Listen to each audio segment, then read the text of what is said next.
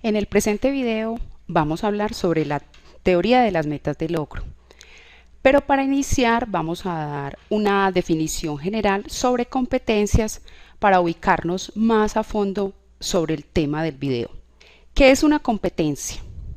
Una competencia se puede definir como una característica subyacente de un individuo que está causalmente relacionada a un criterio referenciado como efectivo y o un desempeño superior en un trabajo o en una situación.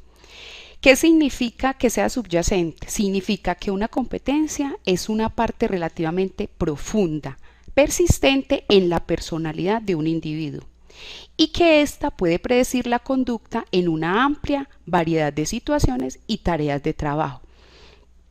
Y que está causalmente relacionada quiere decir que predice la conducta y el desempeño de un individuo en determinado ámbito. Es decir, que dice qué hace bien o qué hace mal. Y este criterio es medido como específico o estándar. Bueno, ahora sí entremos al tema principal, que es la teoría de las metas de logro. La tarea principal para la perspectiva social cognitiva de la motivación humana es estudiar el modo en el que los seres humanos adquieren, representan y utilizan el conocimiento. Muchas investigaciones existentes sobre la motivación de los jóvenes en la actividad física han demostrado la importancia que tiene conocer la manera en la que la gente joven define el éxito. Este es un tema central de la teoría de los temas de logro, es decir, cómo la juventud analiza o para cada persona significa el éxito.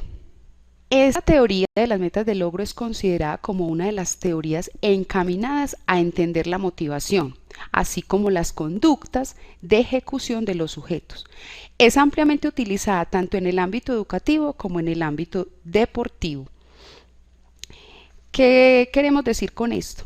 Que esta teoría tiene como idea principal que el individuo es percibido como un organismo con intención y que se dirige hacia unos objetivos o a unas metas y que opera de una forma racional.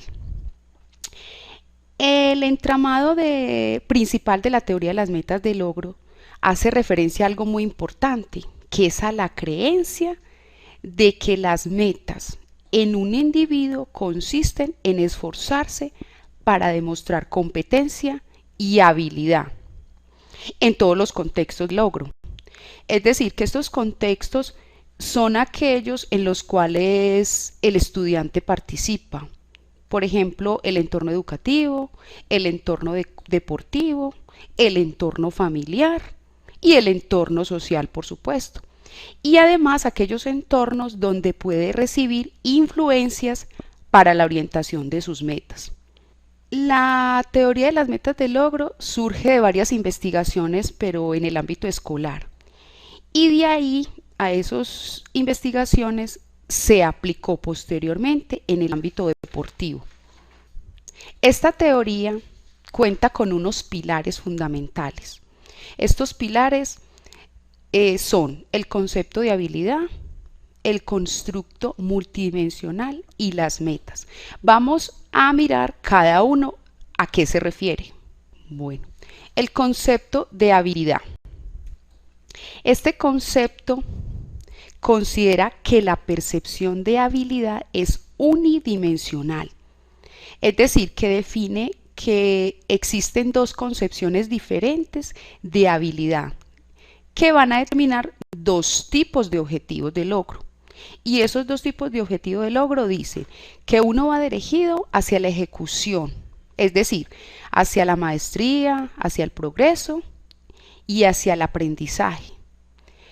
Es de perfeccionamiento de destrezas y hay otro objetivo que va dirigido hacia la ejecución de rendimiento o de comparación social.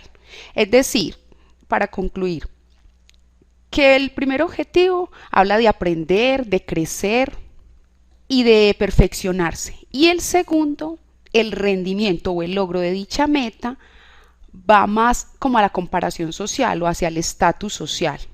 Eso es lo que define este concepto que pertenece a estos pilares. Bueno, vamos a ver el otro pilar, que sería el constructo multidimensional. ¿De qué nos habla este pilar?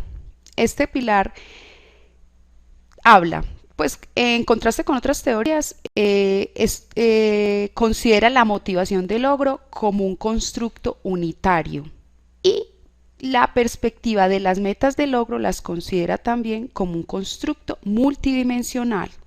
Y este constructo está compuesto de parámetros personales, sociales, contextuales y de desarrollo. Es decir, que por eso se llama multidimensional, porque no va enfocado solamente a un constructo, sino que tiene en cuenta varios parámetros pero estos parámetros son de contexto, es decir, dónde se desenvuelve y dónde va a desarrollar las metas el estudiante. El otro pilar se llama pilar de metas. ¿De qué nos habla este pilar?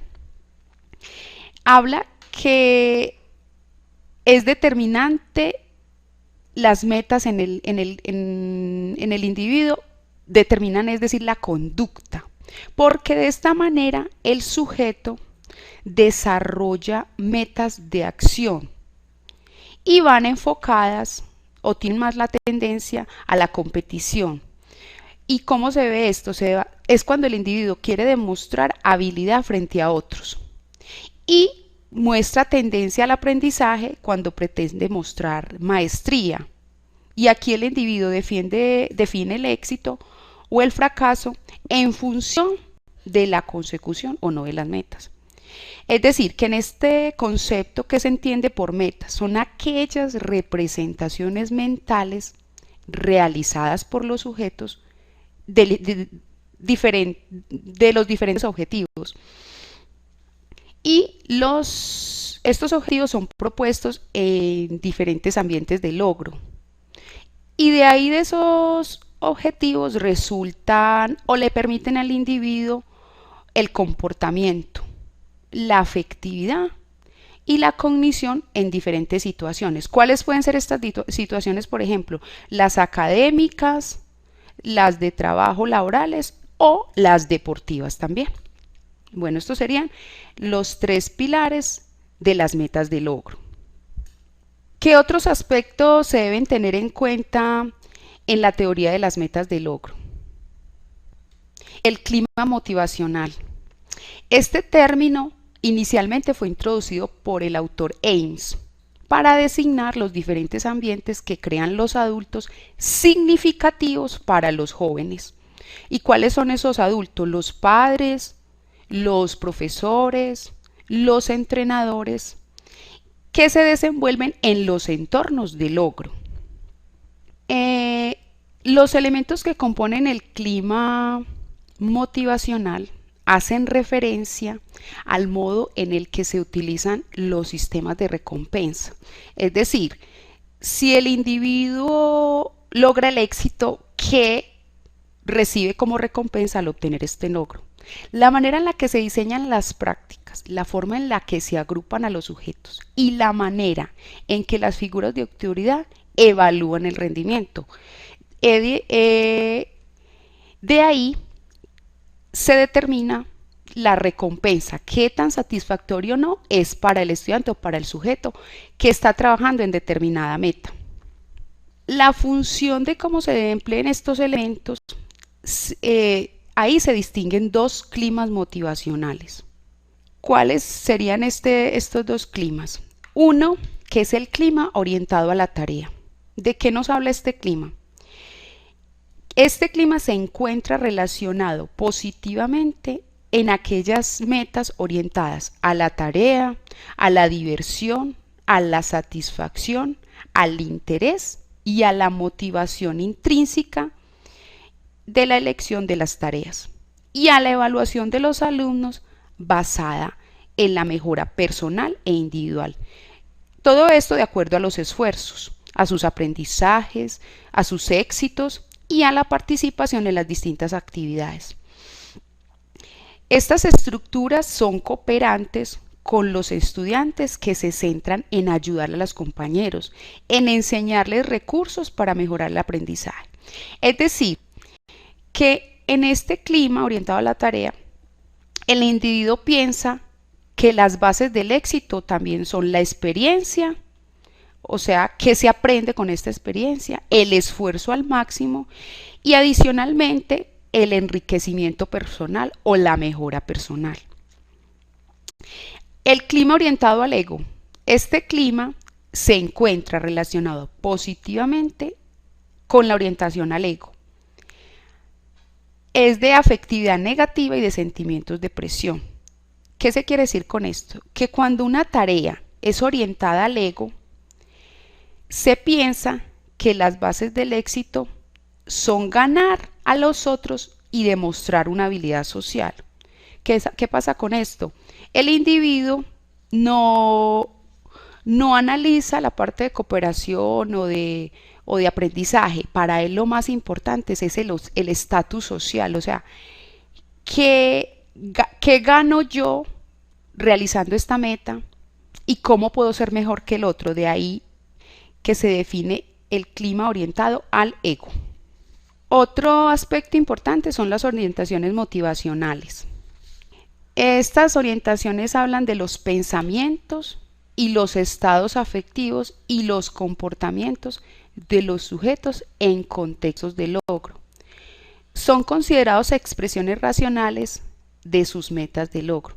Es decir, que de acuerdo a cómo el individuo esté a nivel emocional y qué pensamientos tenga en ese momento, qué motivaciones le esté prestando su contexto para la meta de logro, de ahí van a ser las expresiones racionales, es decir, de ahí va a ser el desempeño, va a ser el éxito, va a ser el fracaso de este individuo en esta meta de logro.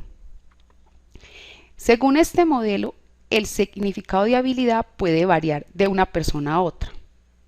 Y esta es una de las principales diferencias de la teoría de las metas de logro respecto al resto de las teorías motivacionales. Es decir, que el concepto de habilidad para un estudiante puede ser diferente que para otro. Entonces de ahí la diferencia.